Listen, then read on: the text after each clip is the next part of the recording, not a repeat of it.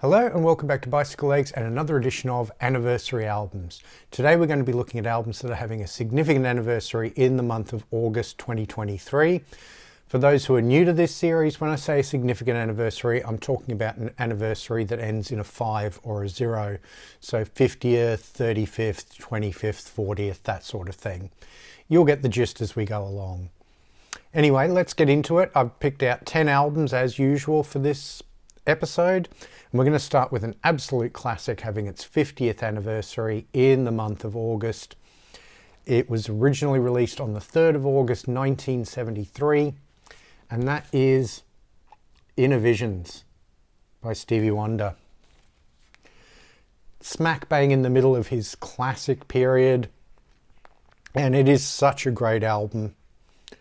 This has Higher Ground on it, which was obviously, you know, a well-known song for him. Although I originally knew it when Red Hot Chili Peppers did a cover of it. It was a little later on that I really got into Stevie Wonder outside of sort of the really big hits. You know, but there's so many other great songs on this album too. Living for the City, Too High, Golden Lady, All in Love is Fair, Jesus, Children of America, He's Mr. Know-It-All. There's just so many great songs on this album. This is one of the albums where he's collaborating with Malcolm Cecil and Robert Margouleff of Tonto's Exploding Headband. So getting into the real, you know, analog synths and stuff on this, which is really, really cool. I love this album. I don't know if it's quite my favorite Stevie Wonder album, but it would definitely be top 5. No doubt about that. The next album we're going to have a look at is having its 40th anniversary in the month of August. It was originally released on the 5th of August 1983, and that is Punch the Clock by Elvis Costello and the Attractions. And this is probably where I first got into Elvis Costello. I had to go and discover the early stuff a little later. But the big hit off this album was Every Day I Write the Book. And that was the song that really hooked me into Elvis Costello. I remember the film clip with the Prince Charles and Princess Diana impersonators in it. But I really like this album. It's got a bit of a soulful feel on it. It's got the TKO horns adding to the Attraction sound. You know, it's got Let Them All Talk, which is a wonderful single too. I used to have that single. It's got, you know, The Greatest Thing, The Element Within Her, Shipbuilding. You know, wonderful, wonderful song. You know, Charm School, The Invisible Man, King of Thieves. There's just so many good tracks on this album. There's a lot of songs on this album too. It's quite a long album. I think there's like 13 or 14 songs on this album. But, you know, whether it's right up there, I really love this album, you know, but my favourite album's, you know, probably one of the earlier ones. But still, I really, really like this album a lot. The next album we're going to have a look at is also having its 40th anniversary in the month of August. It was originally released on the 8th of August 1983, and that is An Innocent Man by Billy Joel. I grew up with this record. My mother owned it. It was one of the very few rock records that she owned. She was mostly into classical music. I love this record. This is Billy Joel sort of exploring the sounds of the sort of late 50s, early 60s, sort of pre-Beatles. And it's absolutely wonderful. I mean, the big hits off here were, you know, Tell Her About It and Uptown Girl. But you've also got Easy Money, which is a wonderful album opener. An Innocent Man is a beautiful ballad. The Longest Time, a cappella mostly. It's just a little bit of bass in it. You know, This Night with the Moonlight Sonata chorus. Careless Talk, Christy Lee, Leave a Tender Moment Alone is another beautiful ballad. And then Keeping the Faith, great way to end the album. I love this album. I've done a ranking on the Billy Joel catalogue. I'll leave a link in the description. This was pretty high up there. Wonderful album. The next album we're going to have a look at is having its 35th anniversary in the month of August. It was originally released on the 15th of August 1988, and that is One More Story by Peter Cetera. This was his third solo album overall. It was his second solo album after leaving Chicago, and it's my favourite Peter Cetera record, without a doubt. Produced by Patrick Leonard. Yeah, and he co-writes most of the songs with Peter Cetera as well. It's got that wonderful sound that Patrick Leonard was sort of known for in the mid to late 80s. I really, really like it. You've got The Best of Times, you've got One Good Woman. Heaven Help This Lonely Man is such a gorgeous, gorgeous song. It's not the usual sort of ballad that Peter Cetera does when he goes into ballad mode. This is sort of a darker, eerier kind of ballad. Really love it. Save Me, great up-tempo song. You might know it from the early seasons of Baywatch because it was used as sort of theme music for it. Holding Out, Body Language, beautiful song, really great song. You Never Listen to Me is my favourite song on the album. You got David Gilmour from Pink Floyd, plays a blistering solo on it. Absolutely wonderful. Scheherazade, you've got Madonna doing uncredited background vocals on it. And then the beautiful One More Story, the title track to end it out. Absolutely gorgeous album. I absolutely adore it. The next album we're going to have a look at is having its 45th anniversary in the month of August. It was originally released on the 21st of August 1978, and that is Who Are You by The Who. Sadly, this would be the last album with Keith Moon before he passed away. It's a great album. I don't know if it's quite up there with some of the early 70s or late 60s Who, but it's still a cracking album. I mean, obviously the title track is the one that's really, really well known here. Funnily enough, radio here, when I was a kid in the 80s, used to play the unedited, uncensored version of Who Are You on the radio and got away with it, not realising that, you know, Roger Daltrey's dropping F-bombs in it. But new songs great, Had Enough, Sister Disco, Music Must Change. It's a prescient title, isn't it? Especially for 1978. Trick of the Light, Guitar and Pen. Yeah, it's a really good album. It's, you know, this is the last album they would do in the 70s. As I say, it's the last album they do with Keith Moon. And it's a great album to go out on. There are a couple of Who albums I like better than this one, but this is still a really, really good one. Now, the next album we're going to have a look at is having its 40th anniversary in the month of August. It was originally released on the 22nd of August 1983. Please, I apologise in advance for the knackered, water-damaged cover, but it's the only copy of this I have, and that is Depeche Mode's Construction Time Again. This really is the album where I feel like they were finding their own way after Vince Clarke had left. After the first album, Speak and Spell. I feel like the album that came after it was a little bit sort of following in that footsteps. Martin Gore hadn't quite found his songwriting voice. I feel like he really finds it on this album. So many great tracks, Love in Itself, More Than a Party, Everything Counts, 2 Minute Warning, you know, so many great tracks on this album. And it's a classic synth-pop album. Absolutely wonderful. Highly, highly recommended.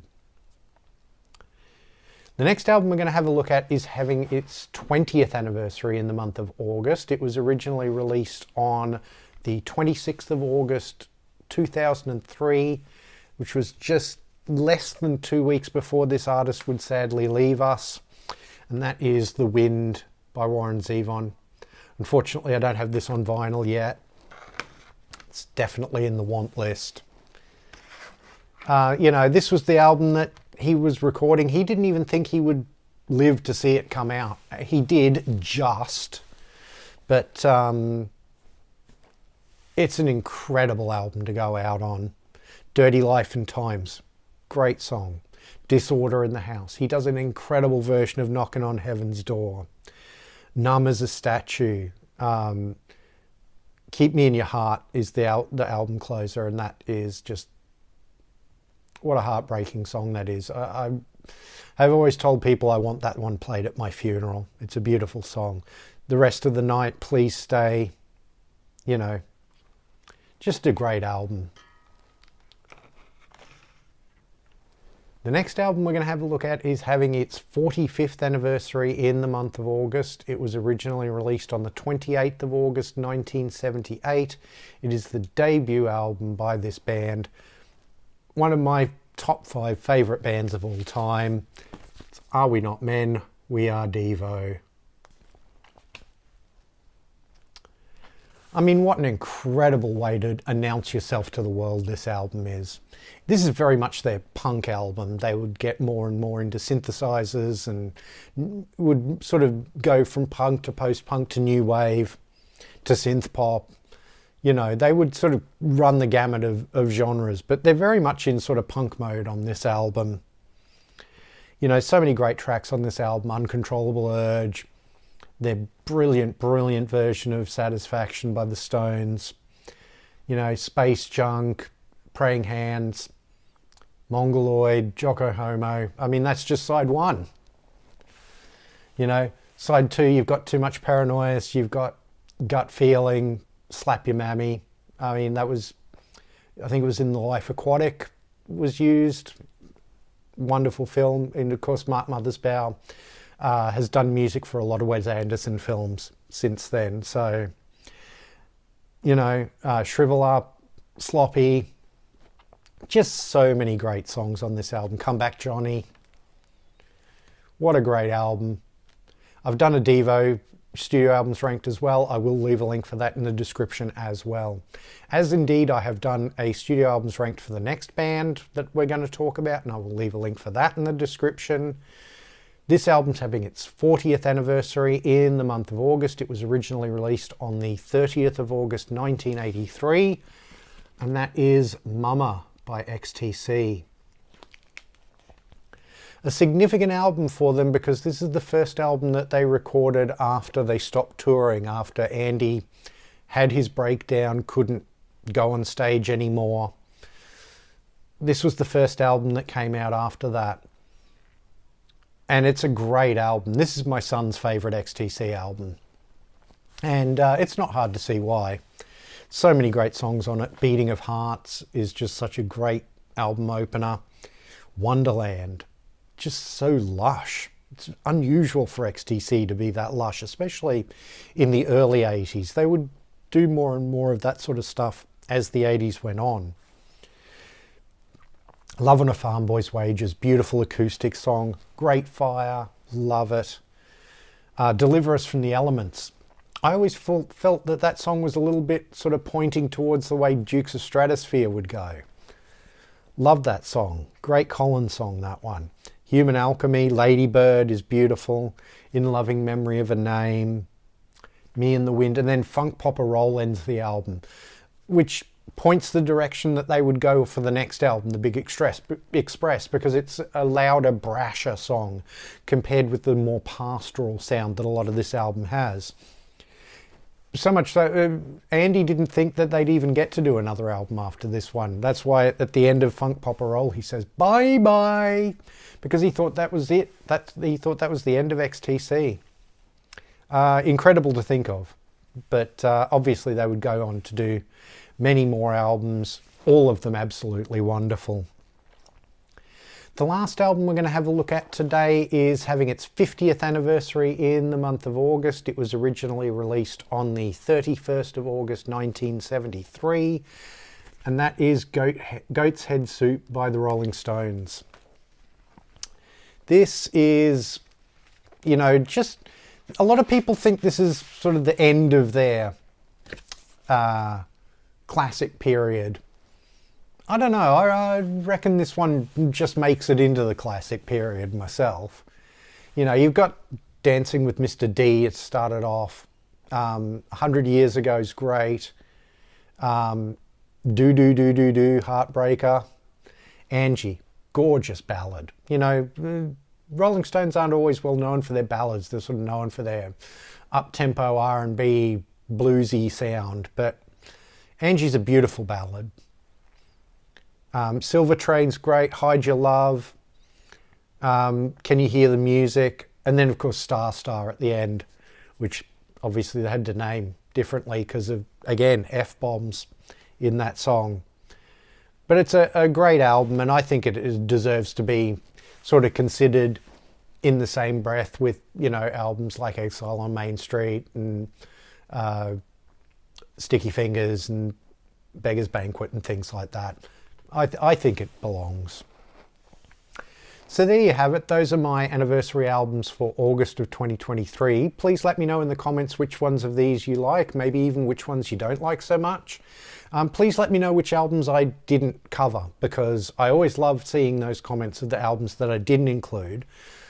I always have a bigger list than 10 to go on, and I always have to leave some out. So I love to see when you point out the ones that I left out, because sometimes they're albums that I didn't even think of, that they weren't even on my list. And I kick myself that I didn't think of them, but at the same time, it makes me go and listen to those albums, pull them out and give them a play. So please let me know in the comments. I absolutely love reading them. Please do like, share and subscribe. It really does help the channel out. If you're new to the channel, please go and have a look at some of my other videos. Everything's playlisted, so if you want to have a look at some of my other anniversary album shows, there's a playlist for those. If you want to look at my studio albums ranked shows, there's a playlist for those. If you want to look at my Bicyclelegs Discovers Rush series, that's been a fun series that I've been doing. There's a playlist for those. Or even if you want to see my appearances on other people's channels, there's a playlist for that as well. If you want to follow me on social media, I'm at bicyclelegs on Instagram and Twitter. And I also now have a dedicated Bicyclelegs Facebook page. Please give those all a like. Come and join in the conversation. I'd really, really love to have you there. Thank you very much for watching, and I'll see you in the next one.